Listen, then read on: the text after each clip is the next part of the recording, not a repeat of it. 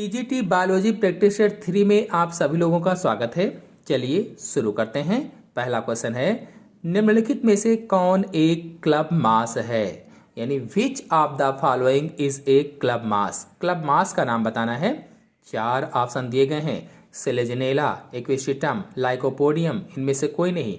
कौन सा club moss है? आंसर होगा इसमें तीसरा, लाइकोपोडियम क्लब मास कहलाता है और ये टेरिडोफाइटा होता है, क्लब मास है।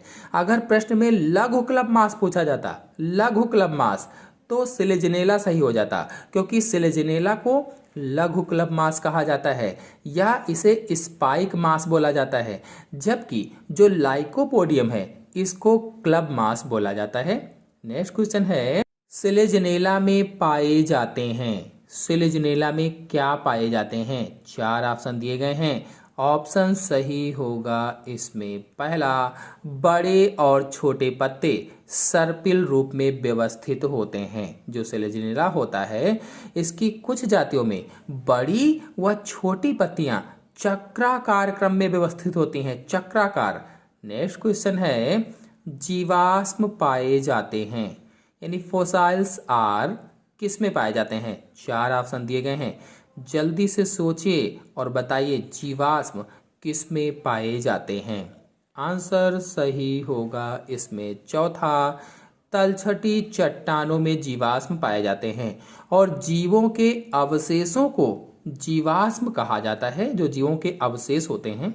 नेक्स्ट क्वेश्चन पर आते हैं, कवक में आरक्षित खाद्य सामग्री है। आरक्षित खाद्य सामग्री बताना है, यानी how is food stored in fungi? Answer इसमें कौन सा सही होगा? आंसर सही होगा पहला, ग्लाइकोजन। कवक में ग्लाइकोजन के रूप में खाद्य पदार्थ संचित रहता है। नेक्स्ट क्वेश्चन है, जड़ रहित फर्न कौन सा है? यानी which is a rootless fern? Rootless fern का नाम बताना है। 4 ऑप्शन दिए गए हैं और इसमें कुछ ऑप्शन जो वर्ड लिखे गए हैं वर्ड गलत तरीके से भी लिखे गए हैं, तो इसमें आंसर सही होगा तीसरा, साल्विनिया। साल्विनिया जड़ रहित या रूटलेस फर्न होता है, यानी Salvinia is the rootless fern. Next question है, तारपीन का तेल किससे प्राप्त होता है? 4 ऑप्शन हैं और किससे प्राप्त होगा तारपीन का तेल? यानी फ्रॉम वेयर इज तारपीन ऑयल ऑब्टेन्ड? आंसर इसमें सही होगा चौथा, पाइनस या चीड़ से तारपीन का तेल प्राप्त होता है और तारपीन का तेल वाष्पशील तेल होता है, वाष्पशील। नेक्स्ट क्वेश्चन है, केल्विन और उनके सह कार्यकर्ताओं द्वारा प्रकाश संश्लेषण के लिए अपने प्रयोगों में किस शैवाल का उपयोग किया गया था? यानी which algae was used by Calvin and his coworkers in their experiment on photosynthesis? Answer इसमें कौन सा सही होगा? जल्दी से बताएं। आंसर इसमें सही होगा दूसरा, क्लोरेला एल्गी जो होती है, जो क्लोरेला शैवाल होता है, इसी का उपयोग किया था। नेक्स्ट क्वेश्चन है, जब क्लोरोफिल को जलाया जाता है तो कौन सा तत्व प्राप्त होता है? क्लोरोफिल को जलाने से कौन सा तत्व प्राप्त होता है? यानी which element is obtained when chlorophyll is burned? तो आंसर इसमें सही होगा तीसरा, Mg, यानी मैग्नीशियम। बता दें कि क्लोरोफिल में लगभग 2.6% मैग्नीशियम रहता है और इसको जब क्लोरोफिल को जलाया जाता है तो मैग्नीशियम तत्व प्राप्त होता है। नेक्स्ट क्वेश्चन है, एक फाइटो हार्मोन है। फाइटो हार्मोन क्या है? तो आपको बता दें कि फाइटो हार्मोन पादप हार्मोन्स को कहा जाता है, यानी पादप हार्मोन्स फाइटो हार्मोन्स कहलाते हैं और फाइटो हार्मोन्स पौधों में प्राकृतिक रूप से पाए जाते हैं, यानी पादप हार्मोन स्वाभाविक रूप से पाए जाते हैं। तो इसमें ऑप्शन कौन सा सही होगा? पहला, स्वाभाविक रूप से उत्पादित होते हैं। नेक्स्ट क्वेश्चन है, गॉसिपियम किस कुल के अंतर्गत आता है? गॉसिपियम बिलोंग्स टू फैमिली, किस फैमिली से बिलोंग करता है गॉसिपियम? आंसर सही होगा इसमें दूसरा, मालवेसी कुल से बिलोंग करता है गॉसिपियम। आपको बता दें कि गॉसिपियम को सामान्य भाषा में कपास कहा जाता है। गॉसिपियम को सामान्य भाषा में क्या कहते हैं? कपास कहते हैं और इसके बीज से तेल निकलता है। नेक्स्ट क्वेश्चन है डाई हाइब्रिड टेस्ट क्रॉस का फेनोटाइपिक अनुपात है, यानी the phenotypic ratio of dihybrid test cross is. Answer इसमें कौन सा सही होगा? डाई हाइब्रिड क्रॉस पर मेरे चैनल में वीडियो अपलोडेड है, हिंदी में मैंने समझाया हुआ है, डिटेल से आप लोग जाकर के देख सकते हैं, और मोनो हाइब्रिड भी समझाया हुआ है। तो इसका आंसर सही होगा तीसरा, 9:3:3:1 होता है, यानी फिनोटिपिक अनुपात इतना होता है। नेक्स्ट क्वेश्चन है क्षतिग्रस्त ओजोन परत कहाँ स्थित है? सोचिए और बताइए कहाँ स्थित होगी। अब क्षतिग्रस्त पूछा गया है, चाहे ओजोन परत केवल पूछा जाए, क्षतिग्रस्त ना लिखा जाए, तब भी वही आंसर होगा। तो where is the depleted ozone layer located? Answer इसमें सही होगा तीसरा, स्ट्रेटोस्फीयर में ओजोन परत होती है। और ओजोन परत के बारे में पूरी जानकारी के लिए मेरे चैनल से आप लेक्चर वाला वीडियो देख सकते हैं। नेक्स्ट क्वेश्चन है निम्नलिखित में से कौन सा आमतौर पर वायु प्रदूषक नहीं है? कौन सा इसमें से आमतौर पर वायु प्रदूषक नहीं कहलाता है? तो आंसर सही होगा इसमें पहला, CO2 यानी कार्बन डाइऑक्साइड वायु प्रदूषक नहीं है। नेक्स्ट क्वेश्चन है पारिस्थितिकी तंत्र शब्द किसके द्वारा प्रस्तावित किया गया था? The term ecosystem was proposed by. Answer कौन सा सही होगा? सभी लोग जान चुके होंगे, A.G. टांसले, यानी टांसले के द्वारा प्रतिपादित किया गया था। नेक्स्ट क्वेश्चन है केचुए में टेफ्लोसॉल का कार्य है। जो केचुआ होता है इसमें टेफ्लोसॉल का कार्य क्या होता है? What is the function of typhlosole in earthworm? Answer सही होगा कौन सा? बताइए आप लोग जल्दी से, इसमें कौन सा आंसर सही होगा? आपको बता दें कि केचुए में जो आंत होती है, आंत का भाग होता है टेफ्लोसॉल। जो टेफ्लोसॉल है ये केचुए की आंत का भाग है जो पाचन और अवशोषण क्षेत्र को बढ़ाने का कार्य करता है, यानी इसमें ऑप्शन सही होगा पहला, पाचन और अवशोषण। नेक्स्ट क्वेश्चन है यकृत में फैगोसाइट्स कौन से हैं? फैगोसाइट्स कौन से हैं? What are phagocytes in liver?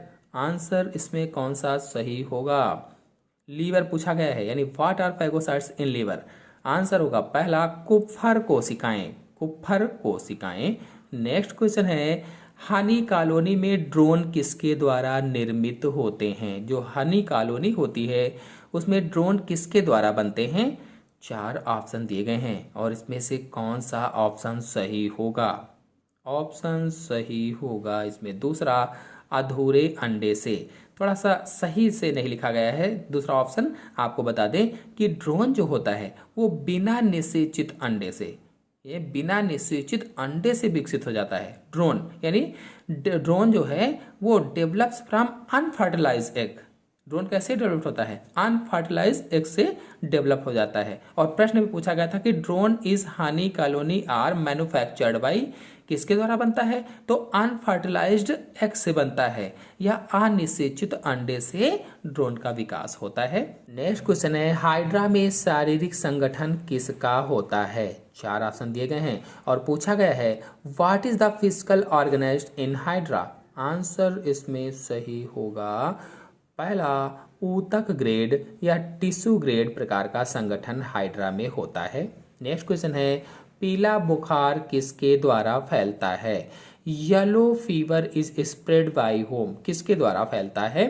तो 4 ऑप्शन में से एक ऑप्शन सही है और वो सही ऑप्शन है तीसरा, मादा एडीज इजिप्टी के द्वारा फैलता है। यानी ये जो बीमारी है पीला बुखार, यह गंभीर वायरल संक्रमण होता है और ये मच्छर के द्वारा फैलता है। और किस मच्छर के द्वारा? तो मादा एडीज इजिप्टी मच्छर के द्वारा फैलता है।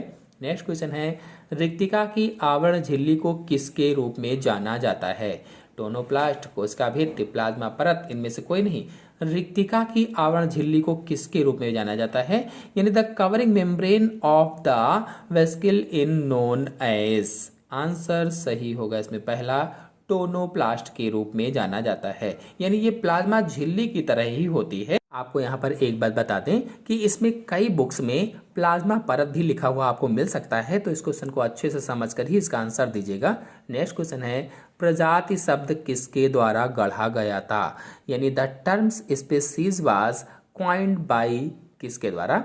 आंसर सही होगा इसमें पहला, जॉन रे के द्वारा गढ़ा गया था। Species is the basic unit of classification bye John रे, यानी ये जो प्रजाति शब्द है इसको किसने दिया, जॉन रे ने दिया था। नेक्स्ट क्वेश्चन है F1 पार्टिकल्स में पाए जाते हैं। F1 पार्टिकल्स किस में पाए जाते हैं, प्रश्न पूछा गया है। आंसर इसमें कौन सा सही होगा। आंसर सही होगा इसमें दूसरा, माइटोकॉन्ड्रिया में F1 पार्टिकल्स पाए जाते हैं। और माइटोकॉन्ड्रिया कहाँ पाई जाती है, तो कोशिका में पाई जाती है। और जो F1 पार्टिकल्स हैं इनको ऑक्सीसोम भी कहा जाता है, ऑक्सीसोम, या इन्हें प्रारंभिक कण भी कहा जाता है, या अंग्रेजी में कहें तो एलिमेंट्री पार्टिकल्स भी कहा जाता है। और ये श्वसन में हेल्प करते हैं, रेस्पायरेशन में हेल्प करते हैं। नेक्स्ट क्वेश्चन है ताज़ा पानी स्पंज है। ताज़ा पानी स्पंज पूछा गया है, तो इसका आंसर कौन सा सही होगा। 4 ऑप्शन दिए गए हैं, ताज़ा पानी स्पंज पूछा गया है। आंसर सही होगा इसमें पहला, स्पॉन्जिला, फ्रेश वाटर स्पंज होता है जो स्पॉन्जिला है। नेक्स्ट क्वेश्चन है ज्वाला कोशिकाएं किससे संबंधित होती हैं, किस चीज़ से संबंधित हैं। 4 ऑप्शन दिए गए हैं और पूछा गया है ज्वाला कोशिकाएं किससे संबंधित हैं। आंसर सही होगा इसमें पहला, उत्सर्जन प्रणाली से संबंधित हैं। और अगर पूछा जाता कि ज्वाला कोशिकाएं किस संघ का विशिष्ट लक्षण है, तो संघ प्लेटीहेल्मिन्थीज में ज्वाला कोशिकाएं पाई जाती हैं, यानी प्लेटीहेल्मिन्थीज जंतुओं में ज्वाला कोशिकाएं पाई जाती हैं, ये इसका विशिष्ट लक्षण होती हैं और इनका प्रमुख कार्य होता है उत्सर्जन करना। नेक्स्ट क्वेश्चन है प्रकाश संश्लेषण का 2 वर्णक प्रणाली सिद्धांत किसके द्वारा प्रस्तावित किया गया था। 2 वर्णक प्रणाली सिद्धांत पूछा गया है, तो इसमें आंसर सही होगा दूसरा, एमर्सन के द्वारा, जिनका पूरा नाम रॉबर्ट एमर्सन है। रॉबर्ट एमर्सन, इन्होंने हरे पौधों में प्रकाश संश्लेषी वर्णक को 2 समूहों में बांटा था, PS1 और PS2। PS यानी फोटो सिस्टम फर्स्ट और फोटो सिस्टम 2। नेक्स्ट क्वेश्चन है प्रकाश संश्लेषण की दर अधिकतम है, किसमें अधिकतम होती है प्रकाश संश्लेषण की दर। 4 ऑप्शन दिए गए हैं और बताना है प्रकाश संश्लेषण की दर अधिकतम किस में होगी, यानी in which light the rate of photosynthesis in maximum किस में होगी, two red light, red light में मैक्सिमम होगी। लेकिन अगर न्यूनतम पूछा जाता, जहां पर लिखा है प्रकाश संश्लेषण की दर अधिकतम है, यहां पर लिखा होता प्रकाश संश्लेषण की दर न्यूनतम है, तो न्यूनतम किस में होती है, ग्रीन लाइट में न्यूनतम होती है, मिनिमम ग्रीन लाइट में होती है। नेक्स्ट क्वेश्चन है सूत्री विभाजन की किस प्रावस्था में गुणसूत्र अपनी पहचान खो देते हैं। ऐसी कौन सी प्रावस्था है जिसमें गुणसूत्र अपनी पहचान खो देते हैं। In which phase of mitosis do chromosome lose their identity. Answer इसमें सही होगा चौथा, टीलोफेज में, यानी मेरे हिसाब से टीलोफेज इसमें बेस्ट आंसर सही होगा। आपको बता दें कि कुछ बुकों में एनाफेज भी मिल सकता है, लेकिन एनाफेज में जो क्रोमोसोम होते हैं, जो गुणसूत्र होते हैं, ये ध्रुवों की ओर बढ़ने लगते हैं और ध्रुवों पर जाकर इकट्ठा होते हैं, जबकि टीलोफेज में वो क्रोमैटिन में बदल जाते हैं, यानी गुणसूत्र नहीं रह जाते हैं, क्रोमैटिन बन जाते हैं, इसलिए कहा गया अपनी पहचान खो देते हैं। तो telophase is right answer. Next question है भूवैज्ञानिक अतीत में पौधों के अध्ययन से संबंधित शाखा को कहा जाता है। 4 ऑप्शन दिए गए हैं और प्रश्न पूछा गया है भूवैज्ञानिक अतीत में पौधों के अध्ययन से संबंधित शाखा को क्या कहते हैं। आंसर इसमें से होगा दूसरा, पैलियोबॉटनी कहा जाता है। और पैलियोबॉटनी यानी पूरा वनस्पति विज्ञान। बता दें कि इसके अंतर्गत उन पौधों का अध्ययन किया जाता है जो करोड़ों वर्ष पहले पृथ्वी पर थे लेकिन अब नहीं हैं, ऐसे पौधों का अध्ययन किया जाता है। नेक्स्ट क्वेश्चन है पौधों में सबसे बड़ा अंडा पाया जाता है। सबसे बड़ा अंडा किस में पाया जाता है। 4 ऑप्शन दिए गए हैं और पूछा गया है the largest egg is found in plant. Answer सही होगा इसमें पहला, साइकस में पाया जाता है। द लार्जेस्ट एग यानी the cycas egg is the largest in the plant. Next question है साइकस के भ्रूण में पाए जाने वाले बीजपत्र की संख्या कितनी होती है? The number of cotyledons form in the embryo of cycas is. Answer होगा इसमें दूसरा, 2 बीजपत्र होते हैं। अगर पाइनस में होता तो पाइनस में अनेक बीजपत्र पाए जाते हैं। नेक्स्ट क्वेश्चन है ब्रायोफाइट्स हैं, तो ब्रायोफाइट्स हम सभी लोग जानते हैं उभयचर होते हैं या एम्फीबिया होते हैं और ये जल व स्थल दोनों पर पाए जाते हैं, इसीलिए इनको उभयचर कहा जाता है। और निषेचन के लिए इनको जल की जरूरत पड़ती है, इसलिए भी हम कह सकते हैं कि इनको उभयचर कहा जाता है। आते हैं नेक्स्ट क्वेश्चन पर। नेक्स्ट क्वेश्चन है ओजोन दिवस कब मनाया जाता है? ओजोन दिवस तो 16 सितंबर को ओजोन दिवस या ओजोन डे मनाया जाता है। नेक्स्ट क्वेश्चन है बैलेनोग्लासस को आमतौर पर कहा जाता है। 4 ऑप्शन दिए गए हैं और पूछा गया है बैलेनोग्लासस को आमतौर पर क्या कहा जाता है?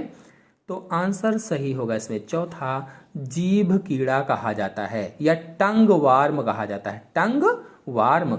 और ये समुद्री रेत में सुरंग बनाकर रहते हैं, सुरंग।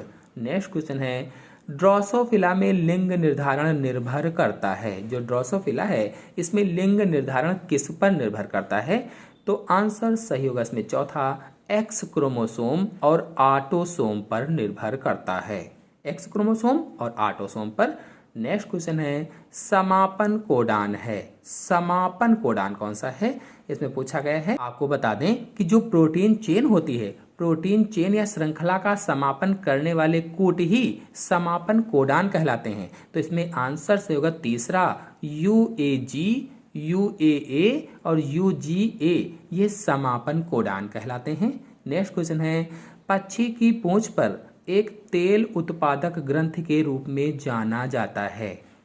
तेल उत्पादक ग्रंथि के रूप में पूछा गया है। An oil producing traits on the tail of bird is known as. Answer सही होगा इसमें पहला, प्रीन ग्रंथि, प्रीन ग्रंथि को जाना जाता है। नेक्स्ट क्वेश्चन है एक ग्रंथि जो नर छिपकली की जांघों के नीचे की तरफ पाई जाती है, उसे क्या कहा जाता है? नर छिपकली के जांघों के नीचे की तरफ। आंसर होगा दूसरा, फेमोरल ग्रंथि कहा जाता है, फेमोरल ग्रंथि। और इससे यह साथी को आकर्षित करने के लिए विशेष स्राव करती है, विशेष प्रकार का स्राव निकालती है ताकि इसका साथी इसकी ओर आकर्षित हो। नेक्स्ट क्वेश्चन है निम्नलिखित में से किस जानवर में तंत्रिका तंत्र है लेकिन मस्तिष्क नहीं है? तो इसका आंसर सही होगा दूसरा, हाइड्रा में। नेक्स्ट क्वेश्चन है मलेरिया परजीवी का संक्रामक चरण है। मलेरिया परजीवी का संक्रामक चरण कौन सा है? तो इसका आंसर सही होगा स्पोरोजोइट मलेरिया परजीवी का संक्रामक चरण होता है। यदि आप लोग मलेरिया परजीवी का जीवन चक्र देखना चाहते हैं या प्लाज्मोडियम का जीवन चक्र देखना चाहते हैं तो मेरे चैनल में वीडियो अपलोडेड है, आप लोग जाकर के देख सकते हैं, अच्छे से समझ सकते हैं। चलिए आते हैं नेक्स्ट और अंतिम क्वेश्चन पर। अनाज के बदले में प्रयुक्त किए जाने वाले पौधे कहलाते हैं। 4 ऑप्शन दिए गए हैं और पूछा गया है कि अनाज के बदले में प्रयुक्त किए जाने वाले पौधे क्या कहलाते हैं? आंसर सही होगा इसमें बी, छद्म अनाज कहलाते हैं, छद्म। आपको बता दें कि अनाज के बदले में प्रयुक्त किए जाने वाले पौधों को छद्म अनाज या स्यूडो सीरियल कहा जाता है और ये घास श्रेणी के पौधे नहीं होते हैं, यानी कि गेहूं, चावल, अनाज जो हैं ये घास श्रेणी के पौधे हैं, जबकि जो छद्म अनाज होते हैं ये घास श्रेणी के पौधे नहीं होते हैं। तो आज के अंक में इतना ही। अगले अंक की जानकारी के लिए मेरे चैनल को सब्सक्राइब कर लीजिए और साथ में बेल आइकन को भी प्रेस कर लीजिए ताकि आने वाले हर एक वीडियो की जानकारी आपको सबसे पहले प्राप्त हो जाए। धन्यवाद।